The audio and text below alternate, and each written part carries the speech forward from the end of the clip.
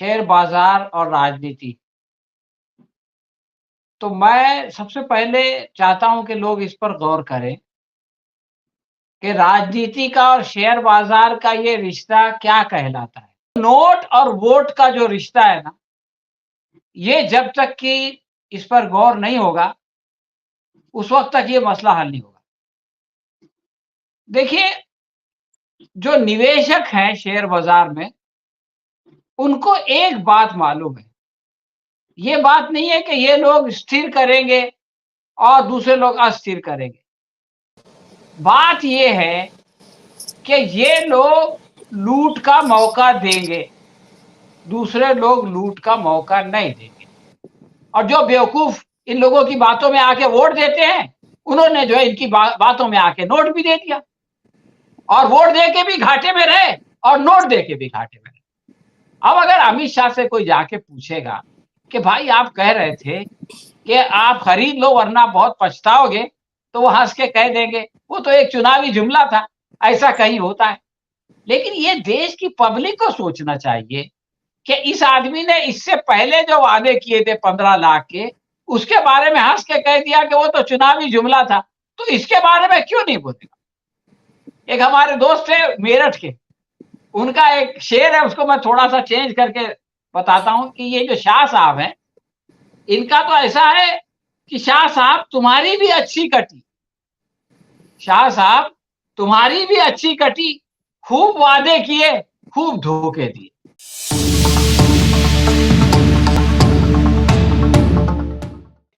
Share बाजार और राजनीति। तो मैं सबसे पहले चाहता हूं कि लोग इस पर गौर करें कि राजनीति का और शेयर बाजार का ये रिश्ता क्या कहलाता है। क्यों लोगों को ऐसा लगता है कि ये सरकार आएगी, यानी बीजेपी की सरकार आएगी, तो अर्थव्यवस्था जो है वो स्टेबल हो जाएगी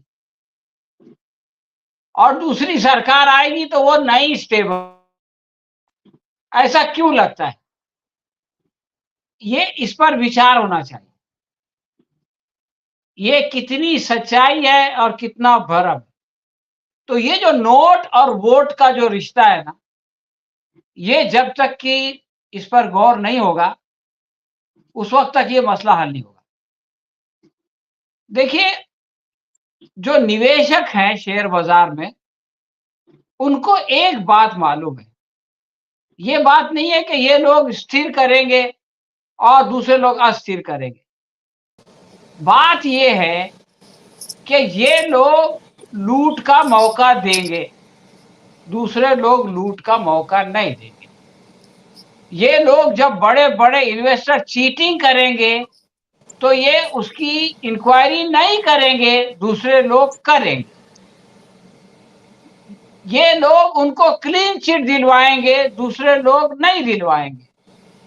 उनके खिलाफ जब कोई राहुल गांधी या महुआ मोइत्रा खड़े होकर के पार्लियामेंट में बोलेगी, तो ये लोग जो है उसकी सदस्यता खत्म कराएंगे, दूसरे लोग नहीं खत्म कराएंगे। असल बात ये है कि जो इन्वेस्टर्स हैं उनको ये बात मालूम है कि अगर ये सरकार रहेगी तो हमारी घपलेबाजी के खिलाफ कोई एक्शन नहीं होगा, हमको जो है वो एक तरह से सुरक्षा मिली रहेगी। तो ये एक खतरनाक बात है। क्रोनी कैपिटलिज्म यही है। देखिए होता क्या है कि समाज में कुछ लोग हैं जिनके पास धन दौलत है और वो जो है लोगों का शोषण कर सकते हैं। जनता है जिसके पास जो है वो धन दौलत नहीं है, उनका शोषण होता है। सरकार ये देखती है कि लोग बिजनेस तो करें, लेकिन ये कि शोषण ना करें। यानी सरकार उन लोगों के साथ खड़ी होती है कि जिनका शोषण हो सकता है और वो जो है इन लोगों को जिनके पास धन दौलत है शोषण से रोकती है। लेकिन ये जो क्रोनी कैपिटलिज्म की सरकार है, इसमें सरकार जो है वो आम लोगों के बजाय उन सरमायादारों के, उन पूंजीपतियों के साथ खड़ी हो जाती है कि जो शोषण करते हैं। इसलिए ये रिश्ता बनता है। इसलिए जो ये इन्वेस्टर्स हैं, ये जो पूंजीपति है, ये चाहते हैं कि यही सरकार रहे। ताकि उनको लूटने का मौका मिले। ये पहली बात। दूसरी बात ये है कि बाजार में उतार चढ़ाव का आना एक अलग मामला है, सियासत में उतार चढ़ाव का आना दूसरा मामला। अभी आप कह रहे थे कि इतने दिनों तक इन्होंने इंटरव्यू नहीं दिया और फिर अचानक इंटरव्यू दिया, ऐसी बात नहीं है। इंटरव्यू मोदी जी हमेशा देते रहे, वो एक स्क्रिप्टेड इंटरव्यू होता है। आप आम खाते हैं, आप काट के खाते हैं या चबा के खाते हैं, इस तरह के इंटरव्यू हमेशा होते रहे। ये प्रधानमंत्री प्रेस कॉन्फ्रेंस नहीं करता, यानी ऐसा सवाल जो अचानक आए और उसका जवाब देना पड़े, ये इनके बस का रोग नहीं है। सवाल जवाब तैयार है, तिवारी साहब ने मुझको सवाल भी दे दिया, जवाब भी दे दिया, अपना सवाल पढ़ दिया, मैंने वो जवाब पढ़ दिया। ये तो जैसे एक्टिंग होती है फिल्मों में, तो इनका इंटरव्यू ऐसा होता है। और आप ये देखिए कि इस तरह के इंटरव्यू में इस तरह का सवाल आना और प्रधानमंत्री मोदी का ये कहना कि भाई आप लोग शेयर खरीद लो, और अमित शाह का इंटरव्यू में ये कह देना कि आप लोग शेयर खरीदो वरना पछताओगे।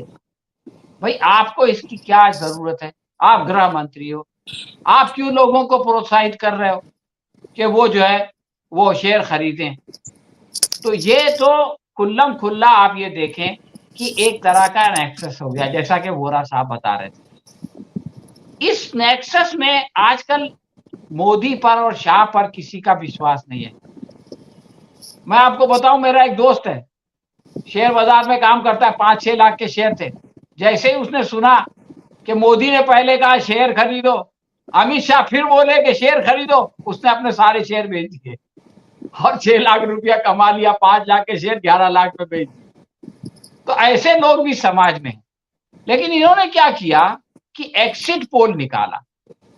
एग्जिट पोल में इन्होंने ये बताया कि देखो, जो कुछ अमित शाह कह रहे हैं, जो कुछ नरेंद्र मोदी कह रहे हैं, ये सही है।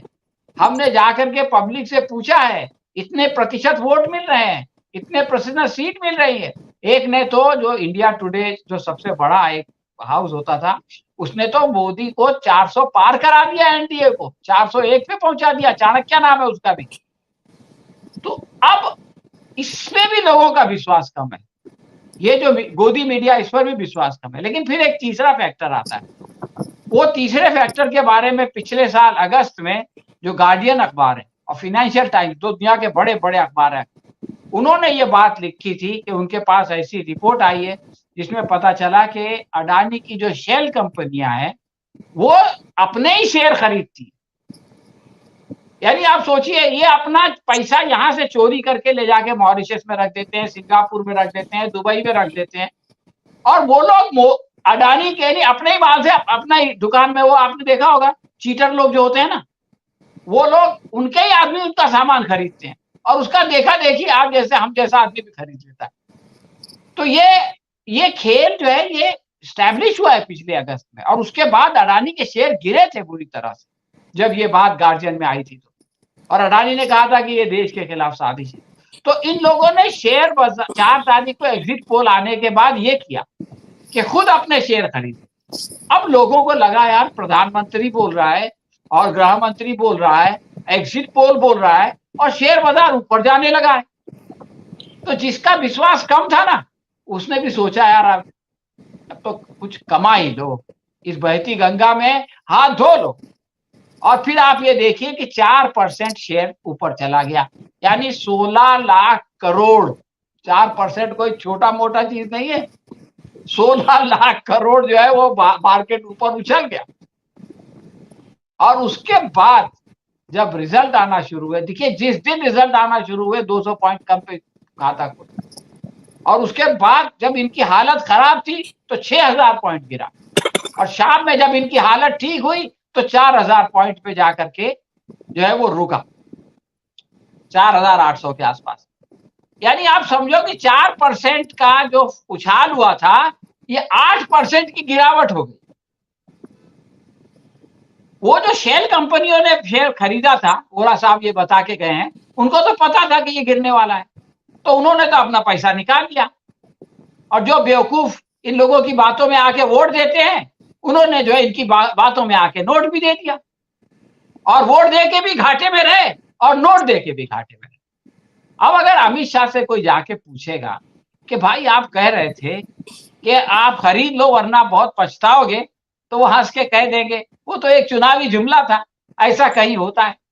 लेकिन ये देश की पब्लिक को सोचना चाहिए कि इस आदमी ने इससे पहले जो वादे किए थे 15 लाख के, उसके बारे में हंस के कह दिया कि वो तो चुनावी जुमला था, तो इसके बारे में क्यों नहीं बोलेगा। एक हमारे दोस्त है मेरठ के, उनका एक शेर है, उसको मैं थोड़ा सा चेंज करके बताता हूं कि ये जो शाह साहब हैं, इनका तो ऐसा है कि शाह साहब तुम्हारी भी अच्छी कटी, शाह साहब तुम्हारी भी अच्छी कटी, खूब वादे किए, खूब धोखे दिए। तो बहरहाल उनका तो धंधा ही है वादा करना और धोखा देना। लेकिन प्रॉब्लम पब्लिक का है कि वो क्यों इनके चक्कर में पड़ती है और वो जो है वो क्यों बार बार धोखा खाती है।